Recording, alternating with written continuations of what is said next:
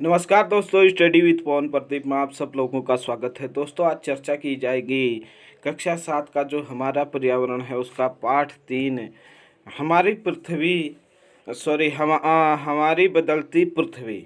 मतलब पृथ्वी किस प्रकार से बदल रही है या पृथ्वी किस प्रकार की है, इसके बारे में आज हम जानने की कोशिश करेंगे।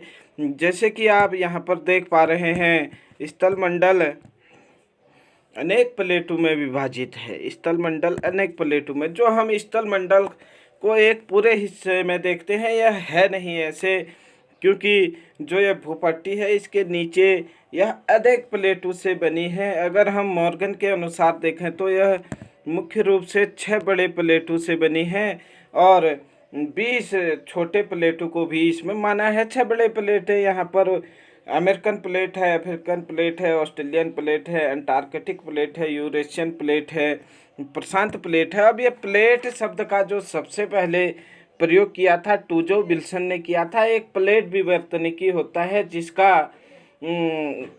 शब्द का प्रयोग मॉर्गन ने अपने सिद्धांत में 1966 में किया था। आगे चर्चा करते हैं कि प्लेटें जिन्हें स्थलमंडी प्लेट कहते हैं, स्थलमंडली प्लेट कहते हैं। आपको यह जानकर आश्चर्य होगा कि प्लेट हमेशा धीमी गति से चारों ओर घूमती हैं। इसी के कारण हमारी पृथ्वी क्या होती है, घूमती है। ये वर्ष में केवल कुछ मिलीमीटर के लगभग घूमती है। पृथ्वी के अंदर पिघले हुए मैग्मा में होने वाले गति के कारण ऐसा होता है। जो पृथ्वी के अंदर पिघला हुआ मैग्मा है, इसके कारण क्या होता है कि पृथ्वी धीमी गति से घूमती है। पृथ्वी के अंदर पिघला हुआ मैग्मा एक वृत्तीय रूप में घूमता है, जैसे कि क्रियाकलाप में दिखाया गया है। आप यहाँ पर देख सकते हैं कि ये ऊपर उदाहरण दिया गया है और नीचे यहाँ पर दिखाया गया है कि किस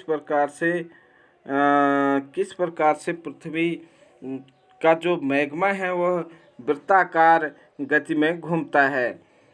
कोई भी चीज़ अगर हम कागज का टुकड़ा उदाहरण के लिए दिया गया है, गर्म पानी में डालेंगे तो ऊपर उठेगा, जबकि कोई ठंडे पानी में डालेंगे तो नीचे बैठ जाएगा। ऐसे ही यहाँ पर दिखाया गया है कि जो ये परतें हैं, मैग्मा है, यह क्या करता है, ऊपर उठता है। क्रोड जो सबसे पृथ्वी का सबसे जो ताप वाला क्षेत्र है वहाँ से ऊपर उठता है और मेंटल वाले क्षेत्र से यह दीर्घ वृत्ताकार पथ पर घूमता है। वृत्ताकार पथ पर घूमते हुए ये फिर से इस स्थिति से यहीं आ जाता है। यह इसी स्थिति में घूमते रहता है। यही चीज़ यहाँ पर दिखाया गया है कि मैग्मा, गर्म मैग्मा ऊपर उठ रहा है और वह एक छोर से उठ करके मतलब वृत्ताकार अवस्था में वह नीचे आ रहा है। जैसे कि आप ये चित्र के माध्यम से देख रहे हैं, यहाँ से ऊपर उठ रहा है और फिर यहाँ से वह वृत्ताकार स्थिति में नीचे आ रहा है। यही चीज़ यहाँ पर कही गई है कि वृत्तीय रूप में घूमता है, जैसे कि क्रियाकलाप में आप लोगों ने देखा। प्लेट की इस गति के कारण पृथ्वी के सतह में परिवर्तन होता है। पृथ्वी की गति को उन बलों के आधार पर विभाजित किया गया है। आप देख सकते हैं पृथ्वी की गतियां मुख्य रूप से 2 गतियां हैं, या पृथ्वी पर 2 प्रकार के बल कार्य करते हैं। पृथ्वी की गतियां आप देख सकते हैं कौन कौन से बल कार्य करते हैं। अंतर्जनित बल एवं बहिर्जनित बल। अंतर्जनित बल या नहीं आंतरिक बल जो पृथ्वी के अंदर से उत्पन्न होता है वह आंतरिक बल कहलाता है या अंतर्जनित बल कहलाता है। आप समझ पा रहे होंगे, अंतर्जनित बल जो पृथ्वी के ऊपर से जो पृथ्वी के अंदर से लगता है वह बल अंतर्जनित बल, जबकि जो पृथ्वी के बाहर स्थल खंडों में लगता है वह बहिर्जनित बल है। अंतर्जनित बल को देखें तो मुख्य रूप से 2 भागों में बांटा गया है, आकस्मिक बल और पटल निरूपण बल। आकस्मिक बल कहने का मतलब है जो अचानक आता है, जो बल अचानक लगता है, जैसे भूकंप है, ज्वालामुखी है, भूस्खलन है, ये सब अचानक होते हैं, तो ये क्या है, आकस्मिक बल है। और जबकि पटल निरूपण बल है, यह पर्वत निर्माणकारी बल है। आप इन अंतर जनित बल या अंतर्जात बल को समझ गए हैं जो पृथ्वी के अंदर से होता है। यह दो प्रकार के, एक तो पटल निरूपण बल मतलब जो पर्वतों का निर्माण करता है, दूसरा जो आकस्मिक बल होता है, अचानक होता है, जैसे कि हमें पता ही नहीं चलता है, वह क्रिया होने के बाद ही हमें पता चलता है, जैसे भूकंप, ज्वालामुखी, भूस्खलन। और दूसरा जो पृथ्वी की गतियां हैं उसमें बहिर्जात बल कार्य करता है।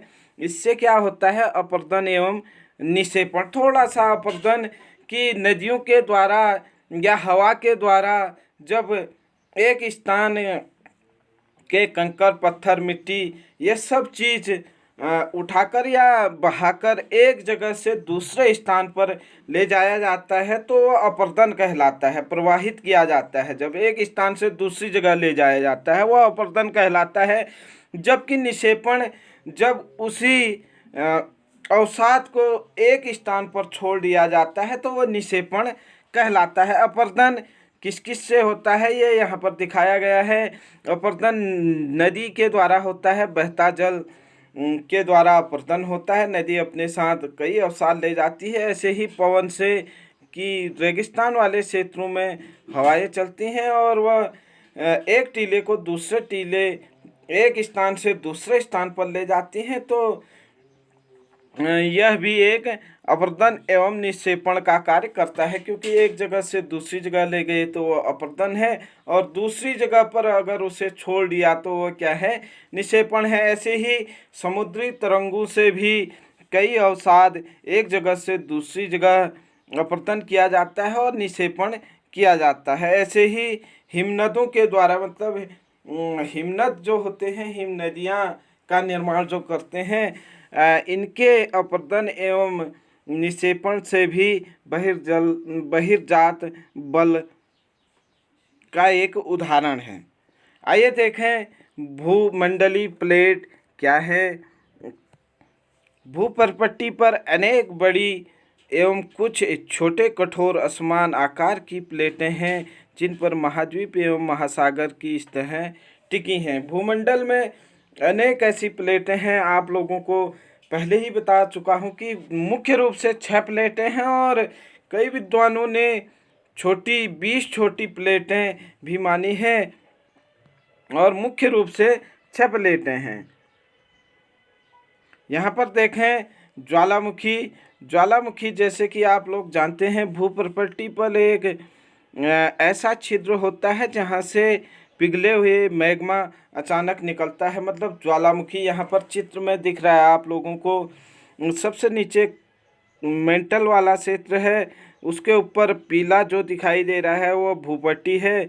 यहाँ से अग्नि के रूप में ये लावा बाहर आ रहा है, और यह जिस स्थान से निकल रहा है उसे निकास बेल्ट कहा जाता है। ये लावा आप लोगों को दिखाई दे रहा है, ये आने के बाद कुछ काला पड़ गया है, ठंडा होने के बाद गैसें एवं राख का रिसाव होता है इससे, और जहाँ पर आता है वहाँ क्रेटर इसे कहा जाता है। मतलब जो छिद्र होता है जहाँ से इसका उद्गार होता है, जहाँ पर बाहर आता है यह, तो उसे क्रेटर कहा जाता है। प्रश्न बनते हैं कि क्रेटर क्या है या निकास बेल्ट क्या है। जहाँ से निकला है वो निकास बेल्ट है। क्रेटर जहाँ पर यह आ करके पहुँचा है, और जब यह आ करके फैल जाता है तो वह लावा से, हमने पिछले पाठ में पढ़ा था कि आग्नेय चट्टान का निर्माण होता है। अब शब्द की उत्पत्ति देखें।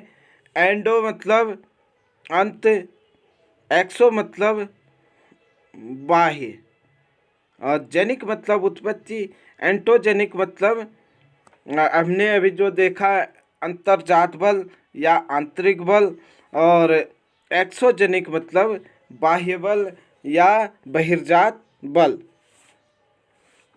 आइए चर्चा करते हैं आगे कि क्रियाकलाप दिया गया है। यहाँ पर एक बर्तन लें, उसे जल से भरकर ढक्कन में बंद कर दें तथा गर्म करने के लिए रख दें। कुछ मटर चम्मच और मोती ढक्कन के ऊपर रख दें। आप देखते हैं कि जल में उबाल आता है, ढक्कन भी हिलने लगता है। जो वस्तुएं आपने ढक्कन के ऊपर रखी हैं उसे कंपन होने लगती है। मतलब जब जल में उबाल आता है, आप ऊपर वाले वस्तुओं में भी देखते हैं कि वह ढक्कन थोड़ा हिलता है, और जो ऊपर हिल रहा है वह क्या होता है, नीचे जाता है और चम्मच के कंपन ध्वनि उत्पन्न होती है। इस भांति भूकंप आते हैं तो पृथ्वी में कंपन उत्पन्न होता है। जैसे आप लोग देख रहे हैं कि मतलब किसी बर्तन में अगर पानी हम उबाल रहे हैं, उसके ऊपर ढक्कन है,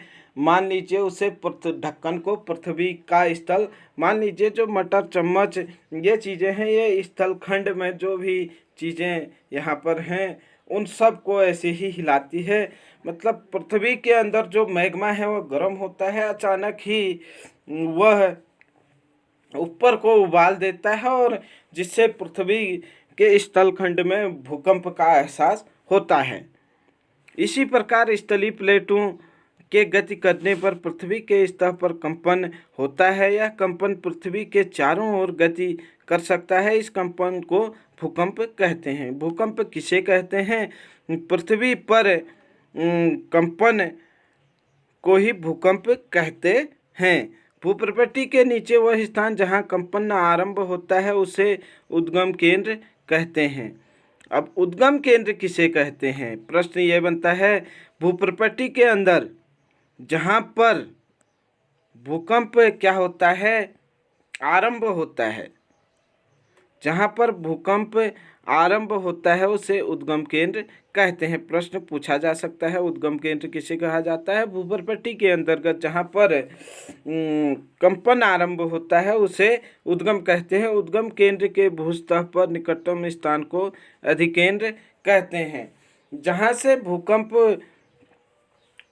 प्रारंभ होता है उसके निकटतम स्थान को अधिकेंद्र कहते हैं। इसके साथ साथ हम अभी अभ्यास प्रश्न भी करेंगे। आप शायद समझ पा रहे होंगे, अगर नहीं भी समझ पा रहे हैं, जब हम अभ्यास प्रश्न को करेंगे तो आप निश्चित तौर से आराम से इन प्रश्नों को कर लेंगे। अधिकेंद्र के कंपन के बाहर की ओर तरंगों के रूप में गमन करता है। अधिकेंद्र के निकटतम भाग को सर्वाधिक हानि होती है। अधिकेंद्र से दूरी बढ़ने के साथ भूकंप की तीव्रता में कमी होती है। मतलब जहाँ पर भूकंप उत्पन्न हुआ है वहाँ पर तो झटके जोर के आएंगे, और उसके दूरी के आधार पर जो उसकी कंपन की गति होगी वह धीरे धीरे कम होती जाती है। यही चीज़ यहाँ पर दिखाया गया है। आप देख सकते हैं यहाँ पर अधिकेंद्र जहाँ से भूकंप प्रारंभ हुआ, भूकंप तरंगें दिशाओं से बाहर की ओर निकल रहे हैं। जितनी दूर जाएंगे तो उसका कंपन कम होगा। प्लेट यहाँ पर दिखाए गए हैं। सीमा सियाल और जो मैग्नीशियम से बना है। सियाल और मैग्नीशियम से क्या बना था आप लोग भली प्रकार जानते होंगे कि पृथ्वी का जो बीच का क्षेत्र है मेंटल, वह बना है सीमा से, या नहीं सियाल और मैग्नीशियम से। सॉरी, जो महासागरीय परत है वह बना है आपके सियाल और मैग्नीशियम से, जबकि मेंटल नीफे कहा जाता है उसे निकिल एवं फेरस से बना हुआ है। आगे चर्चा करें, भूकंप तरंगें कितने प्रकार की होती हैं? भूकंप तरंगें 3 प्रकार की होती हैं। पी तरंगें अथवा अनुदैर्घ्य तरंगें। प्रश्न पूछा जाता है किन तरंगों को अनुदैर्घ्य तरंगें कहते हैं? तो पी तरंगों को अनुदैर्घ्य तरंग कहते हैं। किस प्रकार के तरंगों को अनुप्रस्थ तरंग कहते हैं? एस प्रकार के तरंगों को अनुप्रस्थ तरंग कहते हैं। पृष्ठीय तरंगें किस प्रकार के तरंगों को कहते हैं?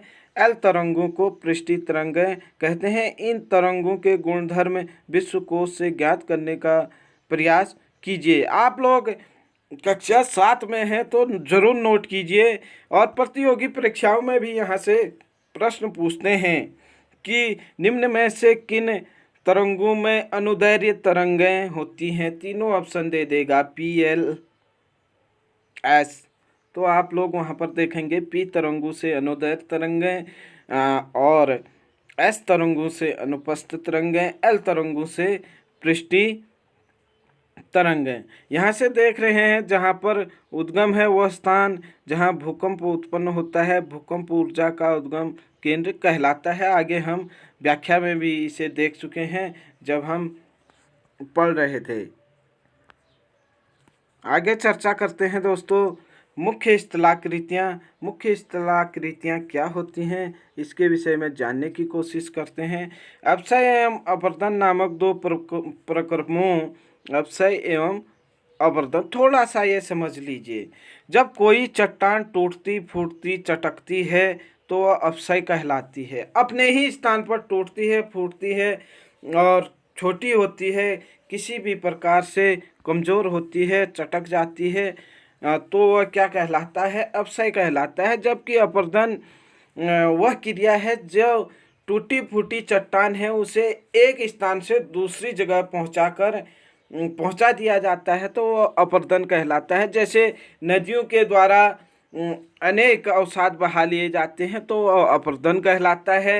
हवा के द्वारा अनेक चीज़ें उठा करके एक स्थान से दूसरे स्थान पर उड़ा दी जाती हैं तो अपर्दन कहलाता है। अपक्षय एक ही स्थान पर उसी स्थान पर चट्टान का टूटना फूटना और अपर्दन उसको अपने साथ ले जाना, मतलब एक स्थान से दूसरे स्थान पर ले जाना। यही चीज़ें यहाँ पर है कि पृथ्वी की सतह पर शैलों के टूटने से अपक्षय की क्रिया होती है। भूदृश्य पर जल, पवन एवं हिम जैसे विघटन घटकों द्वारा होने वाले क्षय को अपर्दन कहते हैं। मतलब एक जगह से जब वह दूसरी जगह पहुंचा देते हैं तो वहाँ पर वो चीज़ें नहीं रहती हैं, यही क्षय हो जाता है। वायु, जल एवं अपरदित पदार्थ एक स्थान से दूसरे स्थान पर ले जाते हैं, फलस्वरूप एक स्थान पर निक्षेपित करते हैं। जब वायु है, जल है, ये एक स्थान से दूसरे स्थान पर ले जाते हैं तो उसे किसी न किसी स्थान पर निक्षेपित कर देती हैं, छोड़ देती हैं, जिसे क्या कहते हैं? निक्षेपण कहते हैं। अपर्दन एवं निक्षेपण के प्रक्रम पृथ्वी के धरातल पर विभिन्न स्थलाकृतियों का निर्माण करते हैं। जैसे आप देख रहे हैं कि विश्व में हजारों छोटे छोटे जलप्रपात हैं। यहाँ पर अभी जलप्रपात देखेंगे हम।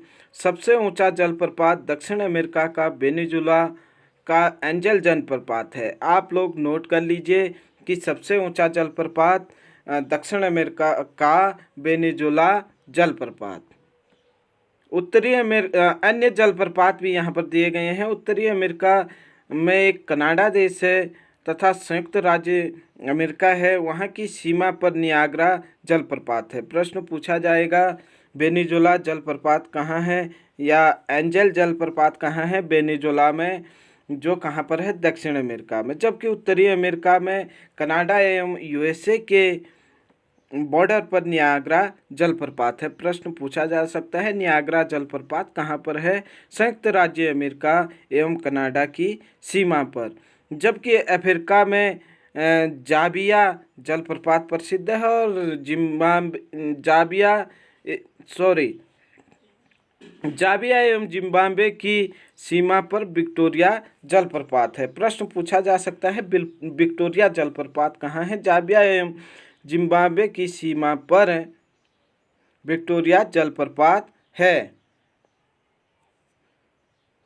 अफ्रीका, जाबिया एवं जिम्बाब्वे की सीमा पर विक्टोरिया जलप्रपात है। सबसे ऊंचा जलप्रपात, जैसे कि हमने यहाँ पर देखा, सबसे ऊंचा जलप्रपात वेनेजुला, नियाग्रा जलप्रपात आपके कनाडा एवं अमेरिका के मध्य में और विक्टोरिया जलप्रपात दक्षिण अफ्रीका, जाम्बिया एवं जिम्बाब्वे के सीमा पर। देखें नदी के कार्य क्या हैं, नदी के द्वारा किस प्रकार से स्थलखंड का निर्माण होता है।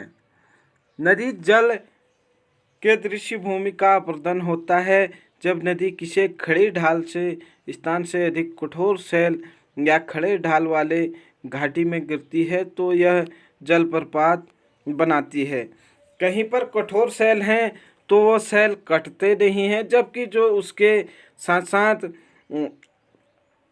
हल्के बालू मिट्टी या कम कठोर वाले क्षेत्र होते हैं वो क्षेत्र कट जाते हैं। और जब पानी ऊपर से नीचे मतलब काफ़ी ऊंचाई से गिरता है तो ऐसी स्थिति को जलप्रपात कहते हैं। पहाड़ी भाषा में अगर हम बोलें तो इसे हम छीड़ कहते हैं। मतलब पानी के ऊंचाई से गिरने को हम जलप्रपात कहते हैं। यहाँ पर देख रहे हैं आप, ये कठोर सेल है और ये जल है, और शक्ति के द्वारा जो कोमल क्षेत्र है, जो मृदु सेल है, उसे काट दिया गया है और पानी काफ़ी ऊंचाई से गिर रहा है। यहाँ पर भी नियाग्रा जलप्रपात दिखाया गया है। आगे चर्चा करते हैं हम। जब नदी मैदानी क्षेत्र में प्रवेश करती है तो मोड़दार मार्ग पर बहने लगती है।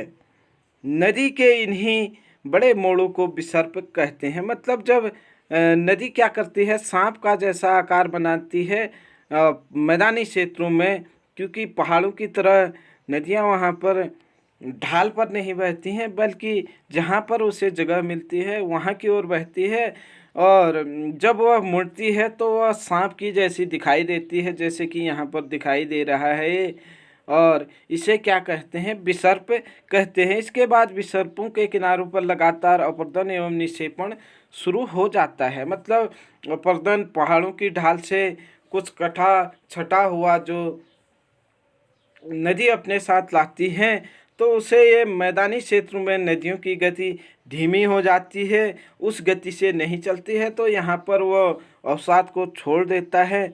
तो यहाँ पर निक्षेपण की क्रिया ज़्यादा होती है और अपर्दन की क्रिया भी साथ साथ में होती है। विसर्प लूप के सिरे के निकट आते हैं। समय के साथ विसर्प लूप नदी से कट जाते हैं और एक झील बनाते हैं। कभी कभी क्या होता है कि ये नदी इसी मार्ग को न चल करके मार्ग बदल लेती है, जैसे यहाँ पर दिखाया गया है।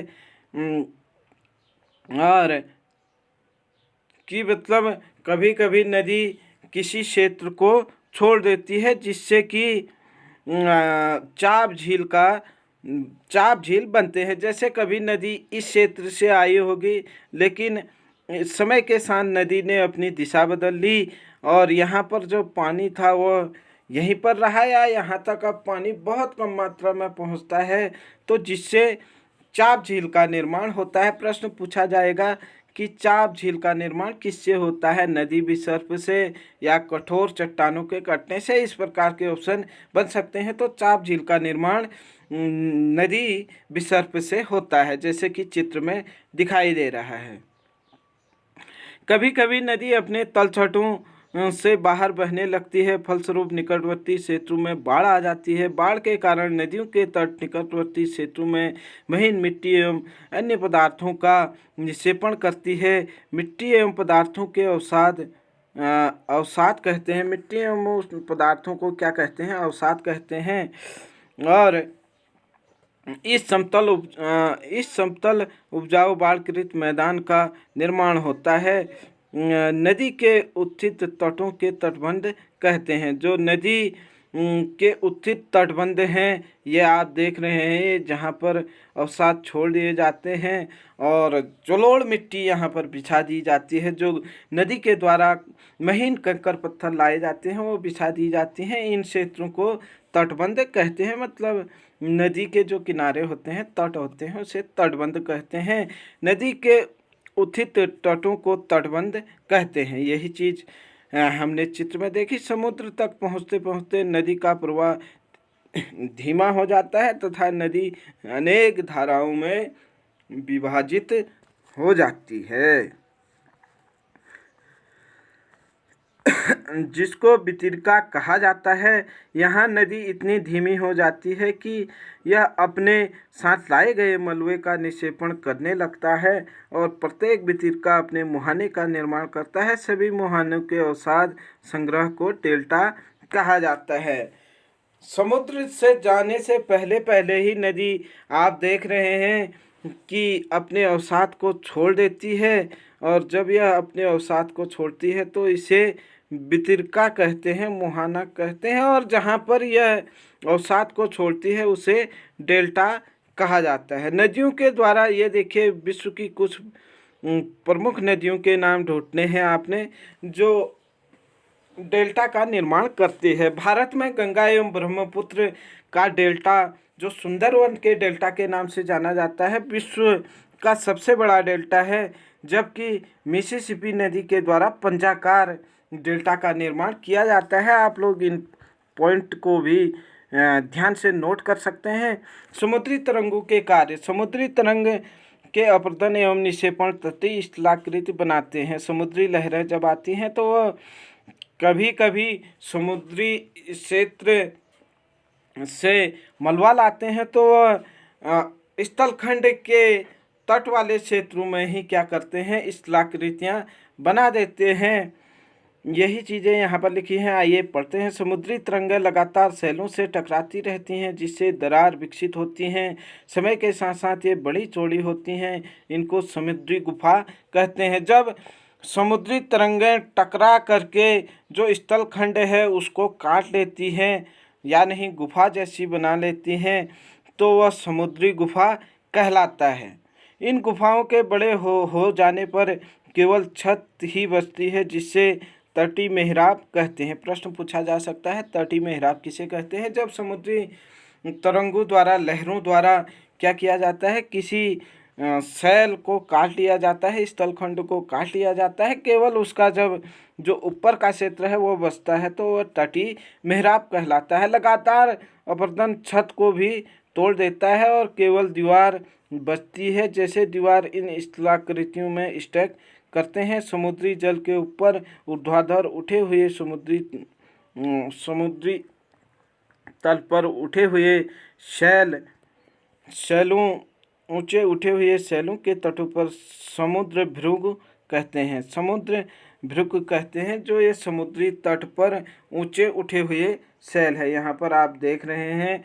और समुद्री तरंगे किनारों पर अवसाद जमा कर समुद्री पुलिन का निर्माण करते हैं। प्रश्न पूछा जाएगा कि पुलिन का निर्माण कैसे होता है, तो समुद्री तरंगों के द्वारा जब समुद्र के किनारे अवसाद जमा कर लिए जाते हैं, छोटे से जो झील हैं वो बन जाते हैं तो उसे समुद्री पुलिन कहते हैं। जैसे भारत में देखें तो चिल्का झील और जो भी समुद्री किनारों में झीलें हैं वो पुलिन झील का उदाहरण है।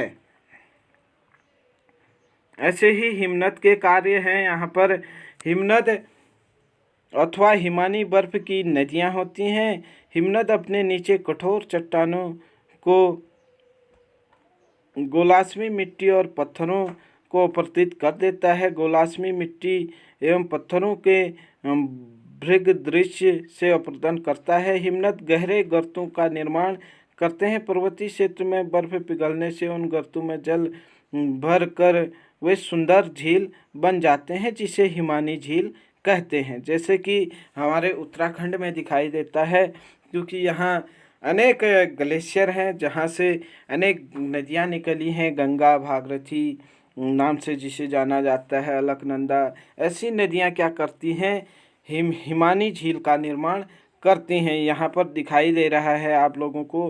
और लाए गए पदार्थ कभी क्या होते हैं, छोटे बड़े जो कण होते हैं वो तलछट मिट्टी में निक्षेपित होते हैं। ये निक्षेप हिमनद हिमोड़ कहा जाता है। प्रश्न पूछा जाएगा कि हिमनद हिमोड़ किसके द्वारा निर्मित किए जाते हैं, तो ये नदियों के द्वारा निर्मित किए जाते हैं। पुलिन किसके द्वारा निर्मित किए जाते हैं, ये सागरी तरंगों से निर्मित किए जाते हैं। इसके बाद अगला है हमारा पवन के कार्य।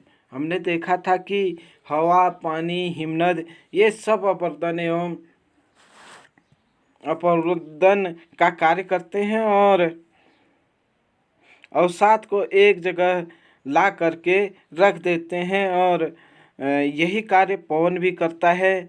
रेगिस्तान में बालू के टीले, कुछ चित्र यहाँ पर दिखाए गए हैं। रेगिस्तान में पवन अपरदन एवं निक्षेपण का प्रमुख कार्य करता है। मतलब एक जगह से दूसरी जगह पर, जैसे यहाँ पर दिखाए गए हैं ये टीले, कभी ये टीले इस क्षेत्र में रहे होंगे या इस क्षेत्र में रहे होंगे, यहाँ से यहाँ उड़ा दिया तो ये जब उड़ रहा है वह क्रिया तो अपरदन है, जब यहाँ पर छोड़ दिया गया तो ये निक्षेपण है।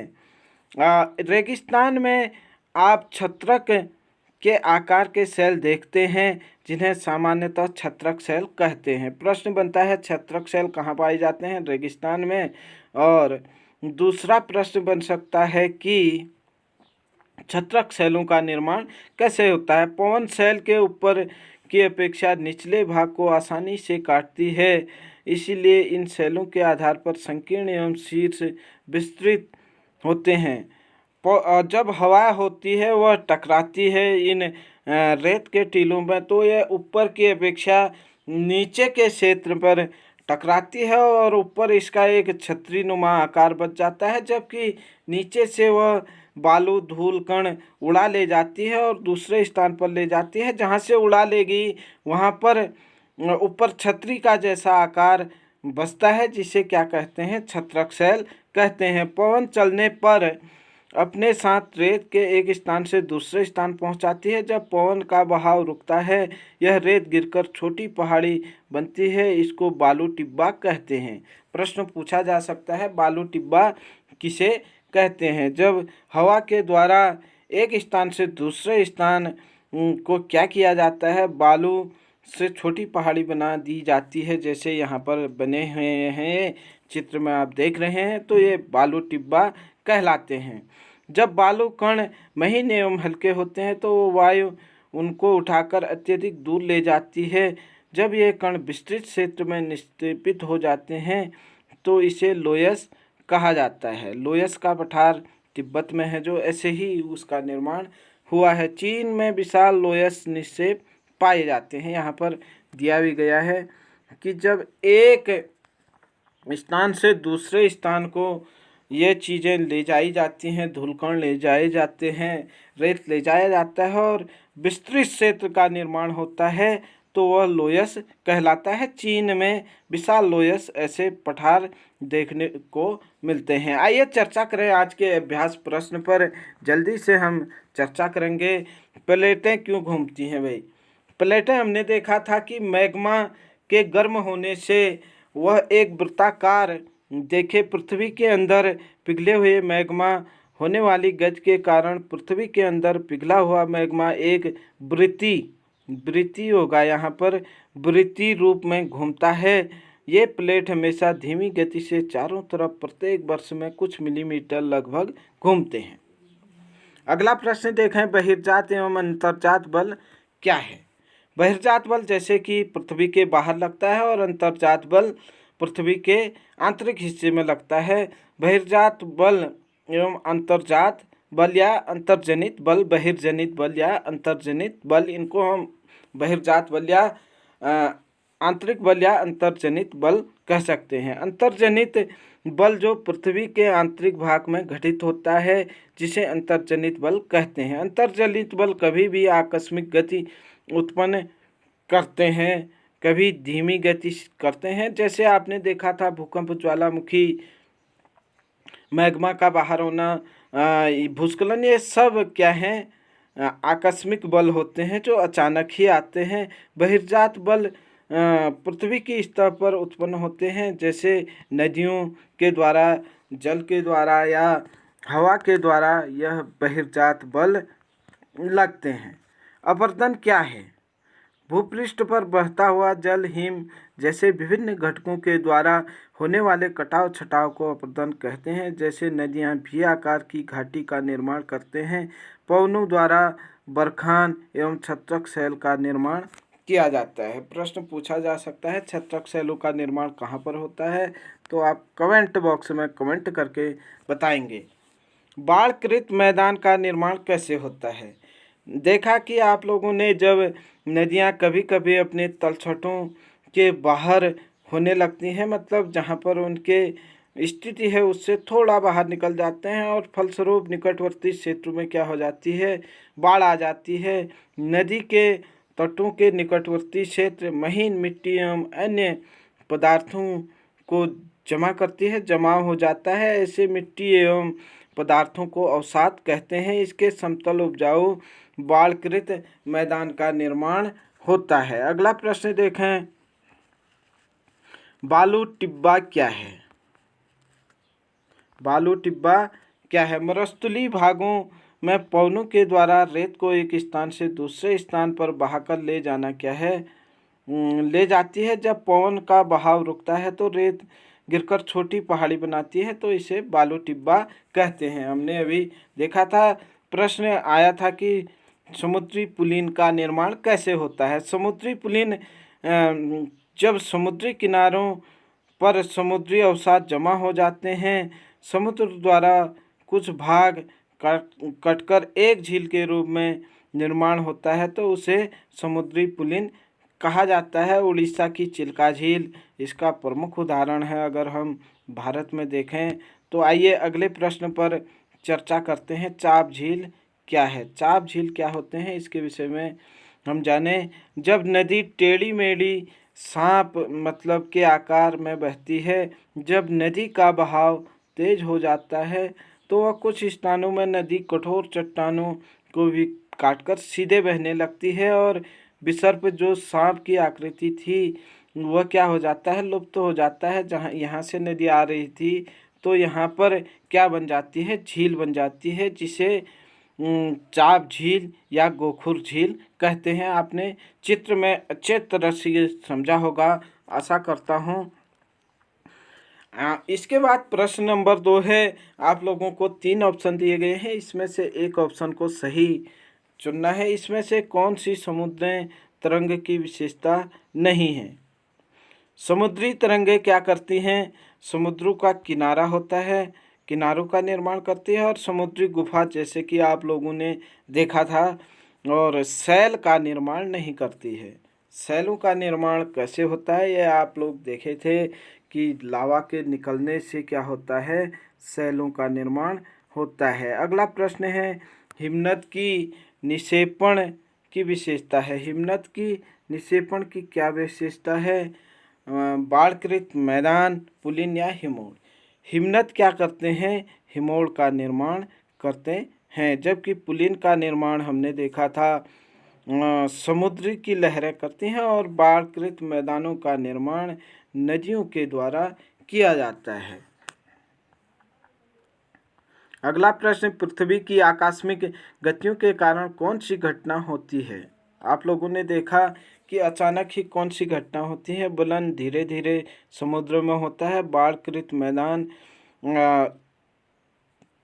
कैसे बनते हैं? जब नदी अपनी स्थिति को बदल देती है। लेकिन जो आकस्मिक घटना है, अचानक की घटना है, वह ज्वालामुखी है। ज्वालामुखी या भूकंप, ये क्या है? आकस्मिक घटना है। इसीलिए इसका ऑप्शन ए क्या होगा?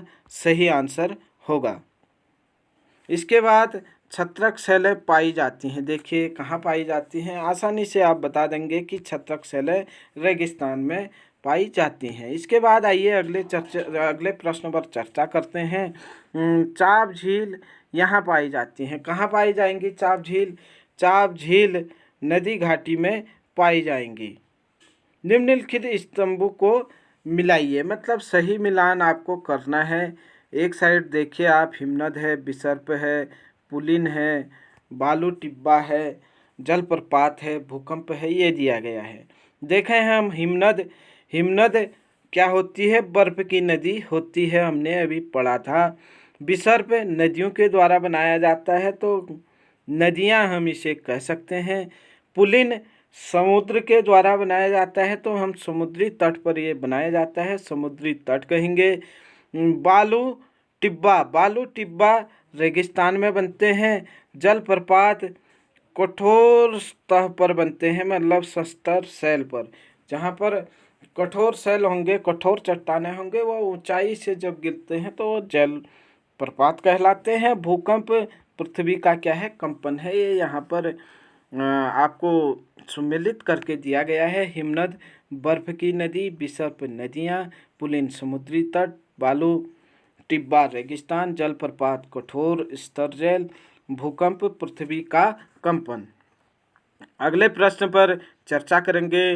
कारण बताइए। कारण बताना है कि कुछ सेल छत्रक आकार के होते हैं, कुछ शैलें सत्रक आकार के होने का कारण है कि मरुस्थलीय भागों में पवनों के साथ चलने वाले रेत के कण मार्ग में पड़ने वाले चट्टानों से निचले हिस्से को अधिक घर्षित करते हैं, जो हमने पढ़ा था। ऊपरी हिस्से को इन पर्वतों से घर्षण काफ़ी कम होता है, इसलिए निचले हिस्से की चट्टानें काफ़ी घिस जाती है और ये चट्टानें कैसी हो जाती हैं, छतरीनुमा हो जाती हैं, छतरी के आकार के हो जाते हैं, जिसे हम क्या कहते हैं, छत्रक शैल कहते हैं।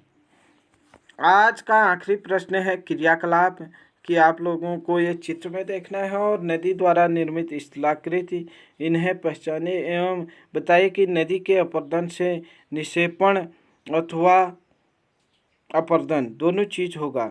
जैसे यहाँ पर चित्र दिया गया है, आप देख रहे हैं पानी काफ़ी ऊंचाई से यहाँ पर गिर रहा है, तो यहाँ पर किस चीज़ का निर्माण हो रहा है, यहाँ पर जलप्रपात का निर्माण हो रहा है। तो आप कह सकते हैं यहाँ पर जलप्रपात का निर्माण हो रहा है। यहाँ पर अपर्दन हो सकता है लेकिन निक्षेपण नहीं होगा, मतलब वो चीज़ें वहाँ पर नहीं बिछाई जाएंगी जो अवसाद हैं। दूसरा है नदी क्या बना रही है, विसर्प बना रही है। ये नदी विसर्प है और यहाँ पर अपर्दन भी होगा और निक्षेपण भी होगा। कभी कभी नदी अपने साथ लाए चीज़ों को यहाँ पर छोड़ देती है। ऐसे ही ये क्षेत्र मैदान का है। मैदानों में आप देख सकते हैं अपर्दन बहुत कम होता है, जबकि यहाँ पर आपको जो अवसाद हैं बिछा दिए जाते हैं और उससे निक्षेपण की प्रक्रिया यहाँ पर होती है। आप अपने किताब में देखेंगे तो ये चित्र और भी आपको आकर्षित करेंगे। आशा करता हूँ कि आप ये सब समझ पाए होंगे। अगर समझ पाए हैं तो लाइक शेयर कमेंट करना और अपना सुझाव देना न भूलें। जय हिंद, जय भारत। स्वस्थ रहिए, मस्त रहिए, पढ़